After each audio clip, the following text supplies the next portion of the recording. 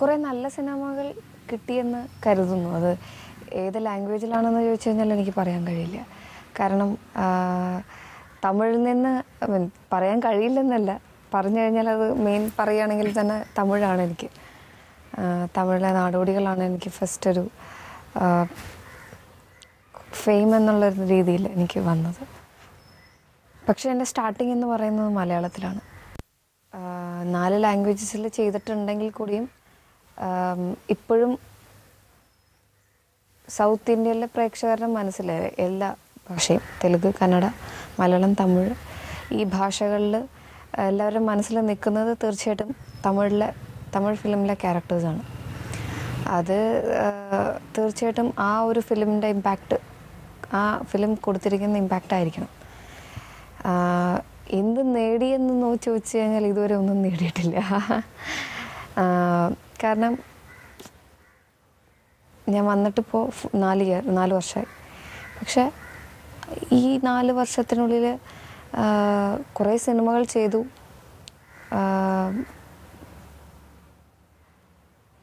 അംഗീകാരം കിട്ടിയെന്ന് വെച്ചാൽ പ്രേക്ഷകരുടെ ഇടയിൽ ഒരു ഇങ്ങനൊരു ആളുണ്ട്, ഇങ്ങനൊരു നായികയുണ്ട് എന്നുള്ളൊരു ഉണ്ട്, എല്ലാവർക്കും അറിഞ്ഞ് വരുന്നുണ്ട്. പിന്നെ ഏറ്റവും സന്തോഷം, നല്ല സിനിമകൾ, കുറേ നല്ല സിനിമകൾ ചെയ്യാൻ കഴിഞ്ഞു. ഇനിയും നല്ല സിനിമകൾ എന്ന് പറഞ്ഞാൽ എൻ്റെ ഒരു 40% ആയിട്ടുള്ളൂ, ഇനിയും കിടക്കുകയാണ്.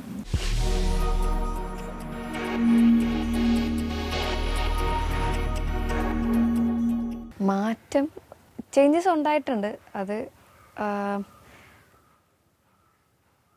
എന്നിലെ വ്യക്തിയിൽ ചേഞ്ചസ് എന്ന് വെച്ചാൽ കുറച്ച് മെച്യൂർഡായി തുടങ്ങുന്നു തോന്നുന്നു. വന്ന സമയത്ത് ഒട്ടും സീരിയസ് ആയിരുന്നില്ല, വളരെ ഒരു ചൈൽഡിഷ് ക്യാരക്ടറാണ്, അങ്ങനെയായിരുന്നു. ഇപ്പോഴും അതിൽ നിന്ന് മാറ്റമുണ്ടെന്നല്ല ഞാൻ പറയുന്നത്, അത് മാറി വരും. അത് മാറാൻ ഒബ്വിയസ്ലി ടൈം എടുക്കും. കാരണം നമ്മൾ ഫേസ് ചെയ്യുന്ന അല്ലെങ്കിൽ നമ്മൾ കടന്നു പോകുന്ന ഓരോ ഘട്ടങ്ങളും നമുക്ക് ഓരോ എക്സ്പീരിയൻസാണ്. ഈ എക്സ്പീരിയൻസിൽ നിന്നായിരിക്കും നമ്മൾ പുതിയത് പഠിക്കുന്നത്. സോ അങ്ങനെ ആയതുകൊണ്ട് ഇനിയും ചേഞ്ചസ് എന്നിൽ വരാം. കുറച്ചും കൂടി സീരിയസ് ആയിട്ട്, ചിലർ പറയും എൻ്റെ അടുത്ത് കുറച്ചുകൂടി സീരിയസ് ആവണമെന്ന് പറയും. ചിലർ പറയുന്നു അത്രയും സീരിയസ് ആവണ്ട, പഴയതുപോലെ തന്നെ നിൽക്കണം.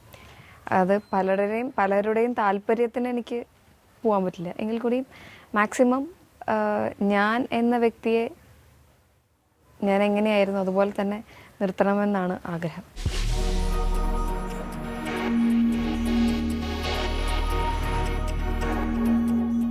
ഇപ്പോൾ സമൂഹത്തിൽ നടക്കുന്ന പല കാര്യങ്ങളും നമുക്ക് ഇറിറ്റേറ്റിംഗ് ആയിട്ട് തോന്നും. വളരെ കുറച്ച് കാര്യങ്ങളെ നല്ലതായിട്ട് നടക്കുന്നുള്ളൂ. അപ്പോൾ അത് ഇന്നതെന്ന് ചൂണ്ടിക്കാണിക്കാനായിട്ടൊന്നും പറയാൻ പറ്റില്ല. പല കാര്യങ്ങളുണ്ട്. മീൻസ് ഫസ്റ്റ് ഓഫ് ഓൾ നമ്മുടെ ഈ സോഷ്യൽ നെറ്റ്വർക്ക്സ് തന്നെ ഒരു വലിയൊരു ഇഷ്യൂ ആണ്. അതുപോലെ തന്നെ അതുമായി ബന്ധപ്പെട്ട് കണക്ട് ചെയ്ത് കിടക്കുന്ന കുറേ കാര്യങ്ങളുണ്ട്. അതല്ലാതെയും കുറേ കാര്യങ്ങളുണ്ട്. അപ്പോൾ ശ്രദ്ധിക്കേണ്ടതാണ്, കുറേ കാര്യങ്ങൾ ശ്രദ്ധിക്കേണ്ടതാണ്. അത് ഈ പ്രായമെന്നല്ല, ഒരുവിധം നമ്മളെ നമുക്ക് സൂക്ഷിക്കാൻ പറ്റുന്ന പ്രായം വരെ അത് നോക്കി പോകേണ്ടതാണെന്നാണ്.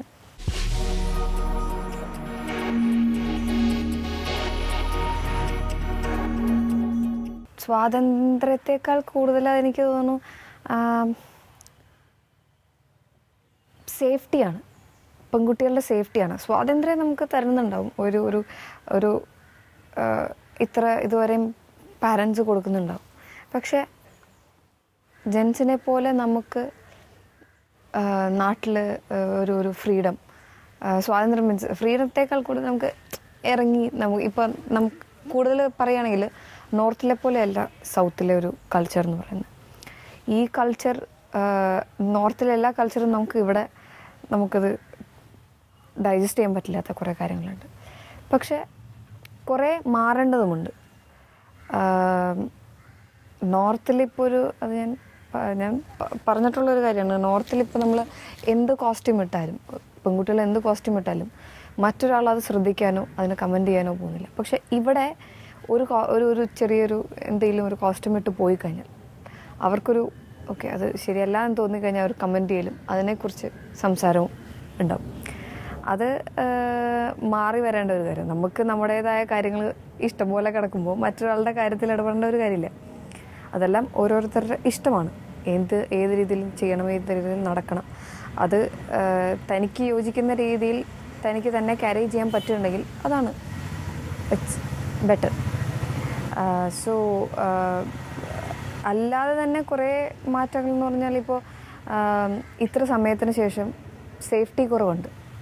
നമുക്ക് ഇത്ര സമയത്തിന് ശേഷം റോഡിലൂടെ ഇറങ്ങി നടക്കാൻ പാടില്ല, ഇത്ര സമയത്തിന് ശേഷം ഇറങ്ങി നടക്കാൻ പാടുള്ളൂ, പെൺകുട്ടികൾ അങ്ങനെയാവും അല്ലെങ്കിൽ ഇങ്ങനെയാവും എന്നുള്ളൊരു ഒരു കാഴ്ചപ്പാടുണ്ട്. ആ കാഴ്ചപ്പാടിൽ നിന്ന് മാറി വരേണ്ടതുണ്ട്. ഈവൻ ഒരു പെൺകുട്ടി തന്നെ പോയി ഹോട്ടലിൽ പോയി ഭക്ഷണം കഴിച്ചാൽ അത് തെറ്റാ. അതിന് വിശന്നിട്ടാവും. അത് ഒറ്റയ്ക്കാണെന്ന് കരുതി അതിന് ഹോട്ടലിൽ പോയി ഭക്ഷണം കഴിക്കാതെ ഇരിക്കാൻ പാടില്ല എന്നൊക്കെ പറയുന്നത് അതൊരു ശരിയായിട്ടുള്ളൊരു കാര്യമാണെന്ന് എനിക്ക് തോന്നുന്നില്ല. അതെല്ലാം മാറേണ്ട കുറേ കാര്യങ്ങളാണ്. ഈവൻ പോയി കഴിഞ്ഞാൽ തന്നെ അവൾ തന്നെ പോയി കഴിച്ചു, കൂടാറുണ്ടായിരുന്നു. അതെല്ലാം നമ്മുടേതായ കാര്യങ്ങൾ നോക്കാതെ മറ്റുള്ളവരുടെ കാര്യത്തെക്കുറിച്ച് കൂടുതൽ നമ്മൾ വറീഡ് ആകുമ്പോഴാണ് ഇങ്ങനത്തെ കുറേ ക്വസ്റ്റ്യൻസും ഇങ്ങനെ കുറേ വറീസും നമ്മുടെ നാട്ടിൽ വരുന്നത്.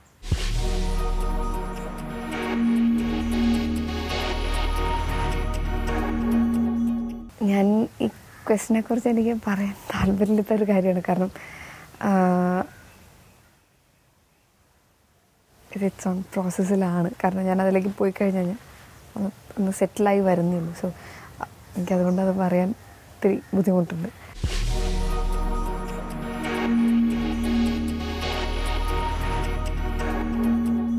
എനിക്കങ്ങനെ ഒറ്റപ്പെടൽ എൻ്റെ ജീവിതത്തിൽ ഉണ്ടായിട്ടില്ല. കാരണം ഏതെങ്കിലും ഒരു ബേസിസിൽ ഞാൻ തെറ്റ് ചെയ്തിട്ടുണ്ടെങ്കിൽ അതിനെനിക്ക് തിരുത്തി തരാൻ നോക്കിയിട്ടുണ്ട്. ഈവൻ എൻ്റെ ഫാമിലി ആണെങ്കിലും എൻ്റെ ഫ്രണ്ട്സ് ആണെങ്കിലും എൻ്റെ റിലേറ്റീവ്സ് ആണെങ്കിലും. സോ ഈവൻ അങ്ങനെ വന്നു കഴിഞ്ഞാലും ഞാൻ അതാണ് നേരത്തെ പറഞ്ഞത്, ഈവൻ അങ്ങനെ അവർ പറഞ്ഞു തരുമ്പോഴും നമുക്ക് നമ്മുടെ മനസ്സിലുണ്ടാവും അത് അവർ പറഞ്ഞു തന്നത് ഏത് രീതിയിൽ എടുക്കണം. ചിലപ്പോൾ അവർ പറഞ്ഞു തന്നത് ശരിയായിരിക്കാം, ചിലപ്പോൾ അവർ പറഞ്ഞു തന്നത് തെറ്റായിരിക്കാം. നമ്മളെ സംബന്ധിച്ച് നമ്മളത് കണക്ട് ചെയ്ത് നോക്കുമ്പോൾ നമുക്ക് ഏത് രീതിയിൽ അത് ആക്സെപ്റ്റ് ചെയ്യാൻ പറ്റുന്നു, അതേത് രീതിയിൽ നമുക്കത് വർക്കൗട്ട് ചെയ്ത് എടുക്കാൻ പറ്റുന്നു, ആ രീതിയിൽ നമ്മൾ എടുത്തു കഴിഞ്ഞാൽ ഓക്കെ, അത് സക്സസ്ഫുൾ ആയി കഴിഞ്ഞാൽ it will be a success in our life. So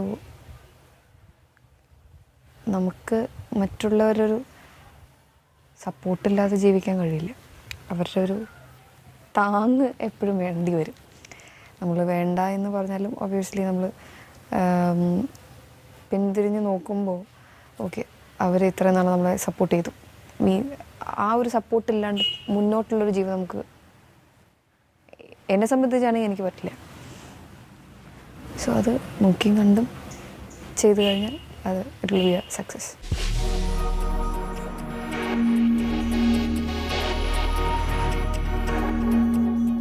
ഞാനെന്ന വ്യക്തി സിനിമയിൽ വന്നതിന് ശേഷം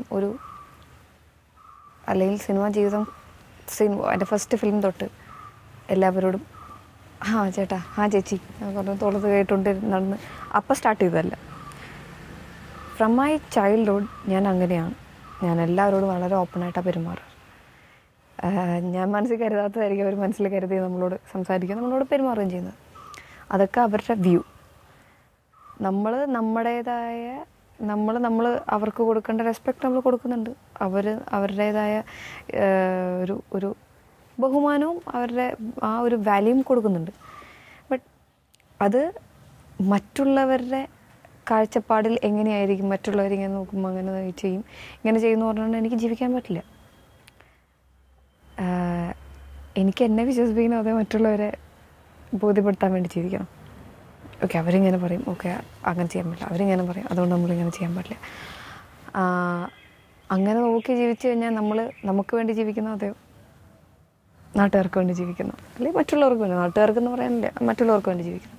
പലരും പലതും പറയും, അതെല്ലാം അവരുടെ കാഴ്ചപ്പാടാണ്. അതിനെ നമുക്ക് തിരുത്താൻ പറ്റില്ല. അവർ കാണേണ്ട രീതിയിൽ, അവർ പറയേണ്ട രീതിയിൽ അവർ പറഞ്ഞിരിക്കും. എങ്കിൽ എന്നിലൊരു തെറ്റുണ്ടെങ്കിൽ അത് പറഞ്ഞു തന്നാൽ എനിക്കത് അബ്സോർവ് ചെയ്ത് എനിക്കത് തിരുത്താൻ കഴിയും. ഞാൻ ഒരാളുടെ തോളത്ത് കൈയിട്ടു, അല്ലെങ്കിൽ തോളത്ത് പിടിച്ചു എന്ന് പറയുന്നത് അതൊരു മഹാസംഭവവും തെറ്റുമായിട്ട് എനിക്ക് തോന്നുന്നില്ല. ഞാൻ ഒരു പയ്യനോട് സംസാരിച്ചു, അല്ലെ അതും വലിയൊരു തെറ്റായിട്ട് തോന്നുന്നില്ല. ഒരു പയ്യനൊരു പെൺകുട്ടിയുടെ അടുത്ത് സംസാരിച്ചു എന്ന് വെച്ചാൽ അത് വലിയൊരു തെറ്റായിട്ട് എനിക്ക് തോന്നുന്നില്ല. അത് തെറ്റായിട്ട് കരുതുന്നവർക്കാണ് അത് വലിയൊരു ഇഷ്യൂ ആയിട്ട് തോന്നുന്നത്.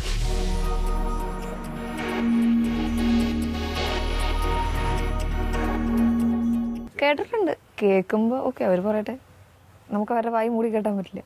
അത് എന്താ പറയുക, അങ്ങനെ മൂടിക്കെട്ടി വച്ചിരുന്നെങ്കിൽ ഈ ലോകത്ത് ഈ പ്രശ്നങ്ങളൊന്നും ഉണ്ടാവില്ലായിരുന്നു. നമ്മുടെ കൾച്ചറിനെ കൾട്ടിവേറ്റ് ചെയ്യുന്നത് നമ്മൾ തന്നെയാണ്, അല്ലെങ്കിൽ മോൾഡ് ചെയ്തെടുക്കുന്നത് നമ്മൾ തന്നെയാണ്. നമ്മൾ പോകുന്ന, അല്ലെങ്കിൽ നമ്മൾ നമ്മൾ കടന്നുപോയ കുറേ സാഹചര്യങ്ങളാണ്. എനിക്ക് ഇങ്ങനത്തെ ഒരു സാഹചര്യത്തിൽ പഠിക്കാൻ സാധിച്ചുകൊണ്ടാണ് എനിക്കിപ്പോൾ ഒരു ആൺകുട്ടി എന്നെ വന്ന് തൊട്ട് കഴിഞ്ഞാലും എന്താ എന്ന് ചോദിക്കാനുള്ളൂ. അത് I don't feel anything wrong in that. അത് തെറ്റായ രീതിയിലാണെങ്കിൽ നമുക്കത് മനസ്സിലാവും. ഓക്കെ, അവർ വന്നു തട്ടിയെന്ന് വെച്ച് ഇറ്റ്സ് ഓക്കെ, തോളത്ത് കയറ്റെന്ന് വെച്ച് ഇറ്റ്സ് ഓക്കെ. എനിക്ക് അങ്ങനെയാണ് ഫീൽ ചെയ്തത്. ഞാൻ എൻ്റെ കാര്യം ഓപ്പണായിട്ട് പറയാണ്. സോ അതാണ് അതിൽ തെറ്റിദ്ധരിക്കൽ, അതെല്ലാം എനിക്ക് ഐ ജസ്റ്റ് ഡോണ്ട് കെയർ. ഞാനത് നോക്കാറില്ല.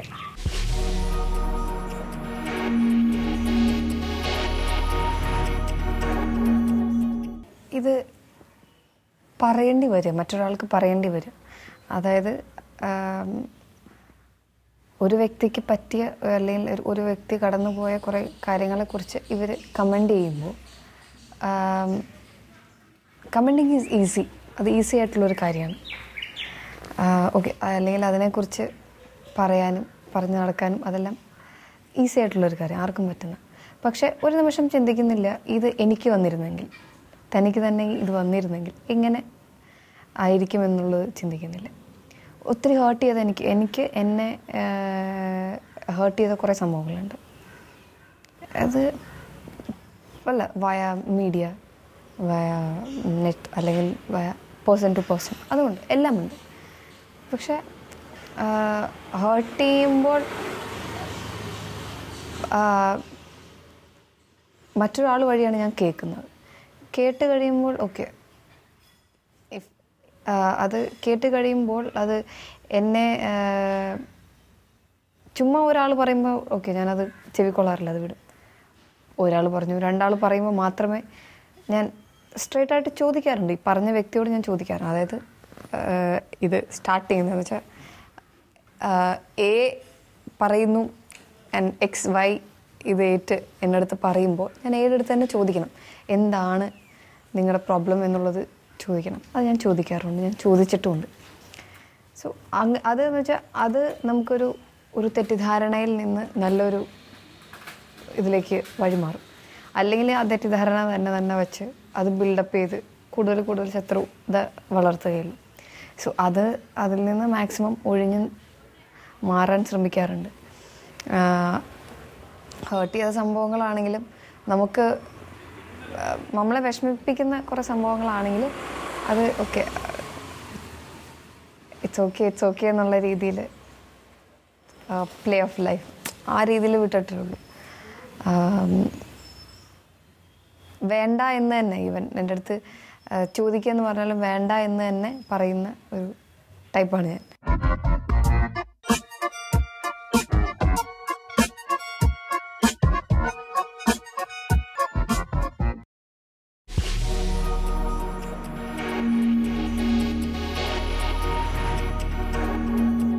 കാശ് ഉണ്ടാക്കുക എന്ന് വെച്ചാൽ അതൊരു സെക്കൻഡറി ആയിട്ടുള്ളൊരു കാര്യം. നല്ല പടങ്ങൾ ചെയ്യുക എന്നുള്ളതാണ് എനിക്ക് എൻ്റെ മനസ്സിലുണ്ടായിരുന്നത്. കാശിന് വേണ്ടിയിട്ടായിരുന്നെങ്കിൽ എനിക്ക് തോന്നുന്നു നിറയെ ബിഗ് ബഡ്ജറ്റ് മൂവീസ് ഞാൻ ചെയ്തേനെ. എനിക്ക് വന്ന പടങ്ങൾ ഞാൻ ചെയ്തേനെ. സോ ഞാനത് ചെയ്യാത്തതെന്ന് വെച്ചാൽ ഞാൻ അന്ന ടൈമിലും പറയുന്നു, ഇന്ന ടൈമിലും ഇപ്പോഴും പറയുന്നു, ഞാൻ പടങ്ങൾ ചെയ്യും. പക്ഷെ അത് ആ രീതിയിലുള്ള നല്ല ക്യാരക്ടേഴ്സ് ആയിരിക്കണം. ഈവൻ പിന്നെ കോസ്റ്റ്യൂംസ് എല്ലാ കാര്യങ്ങളും നോക്കിയിട്ട് ഞാൻ പടങ്ങൾ ചെയ്യുള്ളൂ. അതൊരു കാര്യം, നിർബന്ധമുള്ളൊരു കാര്യമാണ് എനിക്ക്.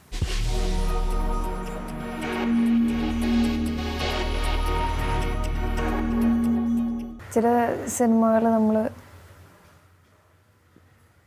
ലാസ്റ്റ് നിമിഷത്തിലായിരിക്കും വേണ്ടായിരുന്നു എന്ന് തോന്നാറ്. പക്ഷെ അതിൻ്റെ ഒരു വശം നോക്കുകയാണെങ്കിൽ നമ്മൾ തന്നെയാണ് ഈ പടം കമ്മിറ്റ് ചെയ്തത്. പക്ഷേ ഈ കമ്മിറ്റ് ചെയ്യുന്ന സമയത്ത്, കഥ കേൾക്കുന്ന സമയത്ത് ഇത്രയും പ്രോബ്ലംസ് എൻ്റെ പിന്നിലുണ്ടെന്ന് നമുക്ക് മനസ്സിലാവില്ല. അങ്ങനെയുള്ള ചില 1-2 സിനിമകൾ ഇത്രയേ ഉള്ളൂ ഉണ്ടായിട്ടുണ്ട്. ടു ബി ഓപ്പൺ,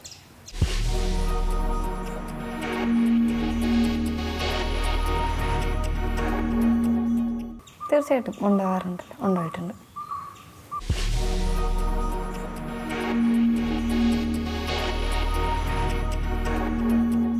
ഓവർകം ചെയ്യാൻ അതൊരു വളരെ പ്രയാസമുള്ളൊരു കാര്യമാണ്. ഞാൻ എന്താ പറയുക, ഒരു പെട്ടെന്ന് ഷോക്കിംഗ് ആയിട്ടുള്ളൊരു സംഭവങ്ങളൊക്കെ വന്നു കഴിഞ്ഞാൽ അതിൽ നിന്ന് വെളിയിലേക്ക് കടക്കാൻ അധികം സമയമെടുക്കും എനിക്ക്. സോ അത് ഓവർകം ചെയ്യാനുള്ള പല വഴികളും ഉണ്ടാവും. നമുക്കതെല്ലാം നമ്മളൊന്ന് ആലോചിച്ച് ആണ് അതിൽ നിന്ന് പിൻവാങ്ങാറ്.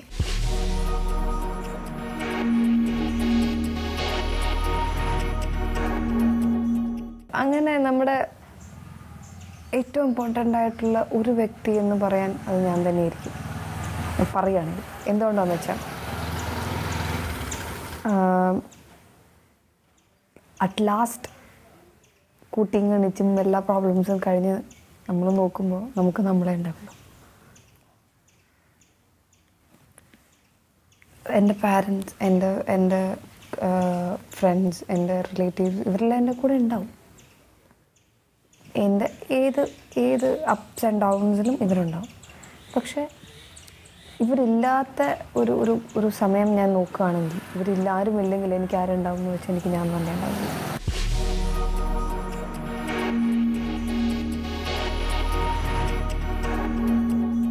തീർച്ചയായിട്ടും ഉണ്ട്. അത് ഞാൻ തന്നെയാണ്. കാരണം നമ്മളൊരു കാര്യം ചെയ്യുമ്പോൾ നമുക്കത് നല്ലതും ഉണ്ടാവാം,